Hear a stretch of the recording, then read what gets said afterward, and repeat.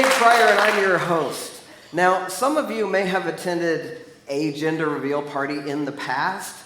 A gender reveal party is usually when a human being is about to give birth to another human being. And they have a party, and usually they have a cake. And when they cut that cake open, it's either pink inside or blue inside. And that cake is supposed to represent the genitals, yes, folks, it represents the genitals of that child. Those parties are genital reveal parties. So, if you came here for genitals, you're in the wrong place. However, I would not be surprised because every trans person knows what you really want to know is what's in my pants. It solidified a conversation that I had already started to have with myself called "Something is Wrong with Me." I mean, I wasn't starting my period, and more importantly, I was clueless. It just seemed like everybody else got the joke. I was still hitting boys to see who had the toughest punch. So all the way through 6th grade, no period. 7th grade, nope. I used to have this sister that would like to come home, and when she did, she would beg me to let me put makeup on my face, and I would tell her no, and no, and no. Finally, I'd give in. She'd put makeup on my face. When she was done, my whole family would gather around, and they'd say, "Oh, isn't she pretty?" Because when I do her eyeliner, my eyes do pop. This story, it's where I met my first butch dyke. I'll never forget it. I was standing up at the med station waiting to get my meds, and I heard the elevator door ding, and I turned around to look, and Fonzie stepped out of the elevator. I'm not kidding. She had black boots on and black jeans. She had a white t-shirt with her sunglasses clipped right there. She had a motorcycle jacket on and a helmet under her arm. She looked both ways and started walking, and I just followed her.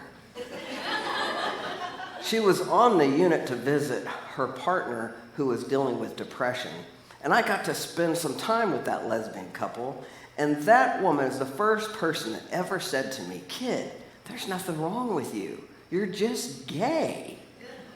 Just gay? Are you kidding me? You mean I'm not bordering on mental illness? I'm not going straight to hell? Well, that's a game changer. So I kicked down the closet door and I came out. Genitals female, gender identity, butch dyke.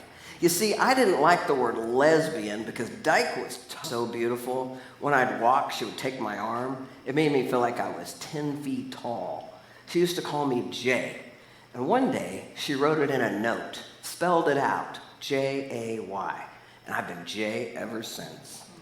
There weren't very many of us, but we would get together, we'd have potlucks, and we would watch the only movie called Desert Hearts. It was this old B lesbian movie that we could rent from over and over and over again. And then in 1990, when the movie The Hunger came out, and Catherine Deneuve made out with Susan Sarandon, oh my God, that was hot. You see, it was important to me that people understood I was genderqueer. But the only people who knew that word was the queer community. In the mainstream world, no one had ever heard of anybody like me. But it was important to me to understand that I had one foot in woman.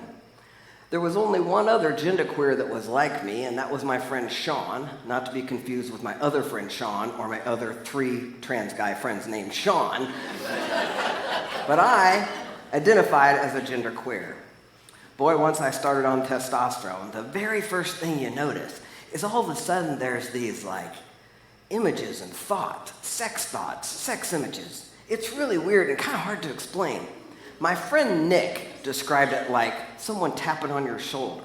It's like tap, tap, tap, sexual thought, tap, tap, tap, sexual image, tap, tap, tap, sexual thought. It's very distracting and hard to manage. And I'm not saying that men shouldn't be held accountable for themselves, but I'm telling you, this stuff is hard to manage.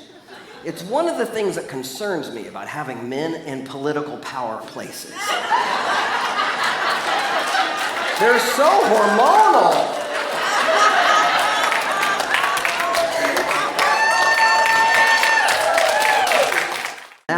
mom's living room. My brother and I were visiting her from Washington, D.C. She's in her chair watching Oprah, and Dr. Oz is on. Boys, get in here. You need to see this. What's going on, Mom? This doctor says you need to get your prostate checked every year. Are you getting your prostate checked?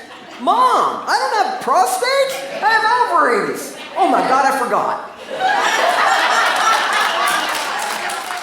Going off testosterone, the doctors told me that my ovaries were atrophied when I went through puberty as a boy when I went on testosterone.